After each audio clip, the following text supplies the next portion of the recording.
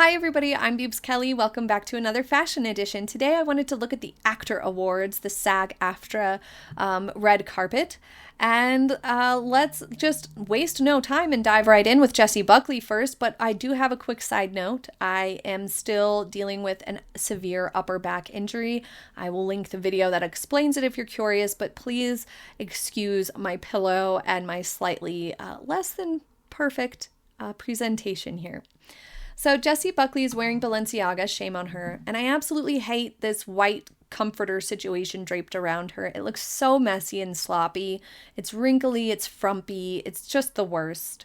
I like the black dress underneath. It looks like it fits her perfectly, and the necklace was a nice choice, but the white thing just has to go. It looks terrible. It looks silly. Because it's asymmetrical and it doesn't even fit her right, so it just plainly looks messy. Chase Infinity is wearing Louis Vuitton, and this is beautiful. This fits her perfectly. The sculptural element to the cuff being echoed in the hemline is really, really cool. I wish it was in a color, though. Honestly, I feel like this sort of champagne sand color, I think it would have actually been great for a Dune premiere on Zendaya. It would have been really cool to see. But I just feel like it was a little bit blah. It could have had, if it had color, I think it would have been more impactful. Just any color. Some color, please. Emma Stone is also wearing Louis Vuitton. I like the purple, simple slip dress underneath, but I absolutely hate this jacket. The crushed velvet just doesn't photograph well. It looks cheap and messy, and then her hair being a little bit more relaxed sort of made the whole look messy again. And the fact that it's like hanging off her shoulders and doesn't come in all the way, the jacket, just further adds to the messy vibe. But the dress underneath is really well done, and her makeup looks beautiful, and this color is great on her too. Teyana Taylor is wearing Thom Browne, and this is really beautifully made and fits her well, but I don't like what's happening with the bust, and really the whole bodice part is just coming off really messy. I like the skirt part though, but yeah, it's making her boobs look asymmetrical and wonky, and that sort of rose pattern is not something I'm ever going to find flattering on a bust line. She's wearing it well for how bad it is though. And that's crazy. I love Thom Browne usually, and the skirt is impeccable, but yeah, that bodice has got to go. That's a mess. Michael B. Jordan is wearing Tom Ford. I think this is nice. It fits him well. I like it. I like it a lot. It's still a little heavy on the suit jacket still looks a tiny bit heavy, but that could just be the angle. This red Louis Vuitton piece is really pretty. This color really pops. The necklace, hair, and jewelry are all great choices here, but I will say the volume to the sides is maybe a little much. I feel like if there was less volume on the sleeves, but still the side train situation, it would have been more flattering, because this creates a really top-heavy look for her. I don't know what happened to Patricia Arquette, but it looks like she just put on layer after layer after layer in her closet the way we do when we're playing dress up when we're children. This looks terrible. It's frumpy. It's unfortunate. The colors and the shades and the textures are not playing nicely together. The top layer is too long in the sleeve. Obviously, it's eating her hand. It's unfortunate. It's unfortunate how bad that is. It's embarrassing. I'm embarrassed for her. Paul Mescal's Saint Laurent suit is perfectly nice, I suppose. I really like Rose Byrne's Chanel dress here. She has a very rectangular body type, so she can handle something that's a little bit more straight like this and doesn't have too much volume, because you can see it just skims over her waistline. It doesn't tighten up or cinch in at the waist at all. She can get away with that because it's very streamlined. It's very beautiful.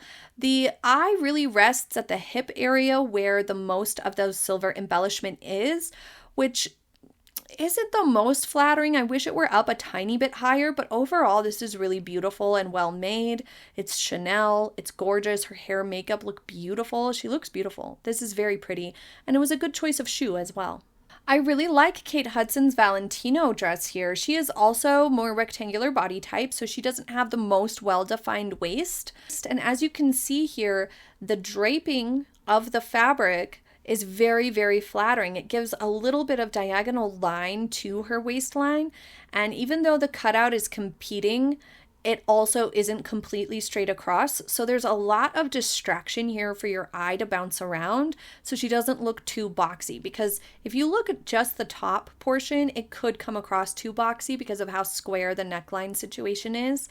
But then we have some diagonal lines coming in around the waist and that draping down the front that really tie things together. And that softer fabric also counteracts her more boxy body type. So that's really, really great. Her more angular frame, I should say. So this was a very beautiful option. Looks really, really nice. I hate Sarah's Balenciaga dress, not just because it's Balenciaga, but because of the shape of it. It's very unappealing. The shape of this could be considered inappropriate by some standards. It looks like a peep. And apart from being a mildly inappropriate shape, which is unflattering, it's messy looking and bulky and frumpy and just not a silhouette that's ever going to be like attractive. Okay? It's just not. I don't know what's going on with Damon Idris and his obsession with skinnier pants, but he keeps choosing suits that have very skinny leg, and it just makes him look out of proportion because he is pretty tall. So he needs a little bit more straight leg to not look like his legs are too thin or too small for his upper body. But this is a Prada suit that's really, really nice, with the exception of being too skinny in the leg. I'm not sure I like Gwyneth Paltrow's Givenchy dress by Sarah Burton as much as some people did.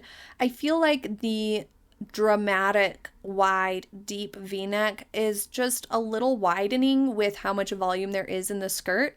I feel like if there was a little bit more to the straps, it would create better balance. But overall, it's absolutely beautiful. It really, truly is. I like the simple and understated hair, makeup, and jewelry. That goes really nicely here. And the dress itself is gorgeous. Beautiful construction. Leslie Bibb's Ashi Studio dress is really pretty here. I quite like this. Even though the shoulders are super strong and sculptural and the high neck and whatnot is creating a lot of visual weight along the shoulder line, it is perfectly balanced by the hip line and then that extra flare down at the hemline. You can see it creates perfect thirds and perfect volume balance throughout this dress. And that embroidery on it is just to die for. This is gorgeous in every way. She did the right choice for her hair, makeup, and jewelry, keeping it sleek and simple and not competing with the dress at all. Mia Goth's Dior dress, I think it's just okay. I really like the idea and I want to love it. I love the dress itself, but the side bustle, I couldn't find good pictures of it to really get a better look at how the transition from the dress itself to the bustle is. So I can't give it my full vote of confidence because I haven't been able to find better angles.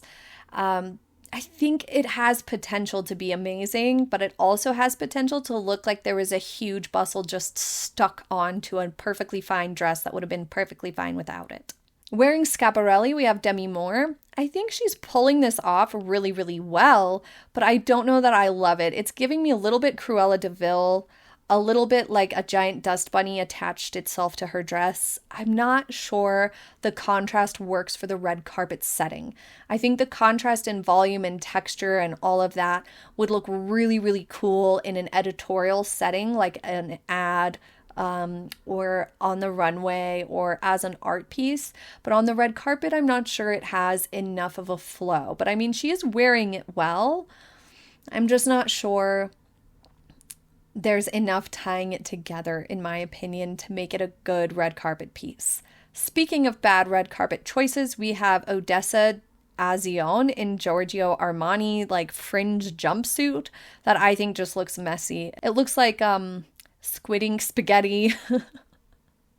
I just don't think this looks very nice for the AFTRA Awards. For the SAG-AFTRA Awards, I think you should be wearing something more polished, more elevated. This looks a little bit more casual, like something you would see at the Grammys, perhaps. I don't like it for this setting, that's for sure. It's definitely too messy, in my opinion.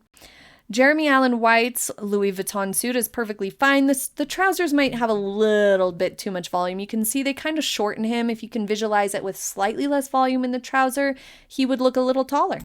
Quinta Brunson's Gabriella Hearst dress is perfectly nice. She does not have the most well-defined waist, but she does not have a short torso. I saw someone ask if this would work for Meghan Markle.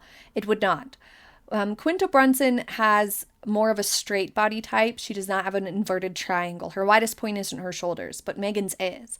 So that would add a lot of volume to her shoulder line and wouldn't work so well. Now, the split of black and white might work okay, perhaps, but this works better on Quinta because it adds curve. It enhances the appearance of her hip line curve and her bust line curve because it's adding that curve on the sleeve and the neckline. And I think the high contrast looks nice for her. Britt Lower's Colleen Allen dress looks okay, except this big thing draped over her. It looks like she brought her blankie. Otherwise, it's just a simple plain column dress. Not impressed by that. Jenna Ortega's Christian Cohen piece here is pretty messy. She's going into the Wednesday vibe, I think she's channeling here, but my least favorite part of it is the raggedy hemline and the fact that she wore gray nylons with this when gray isn't incorporated anywhere else. I don't understand why they didn't go for cream or black, because she has black accents in the piece, in the styling. So why not black? I feel like the gray just is really catching the eye, and that's all you end up staring at. I'm going to take a hard pass on Miles Catan's Louis Vuitton suit.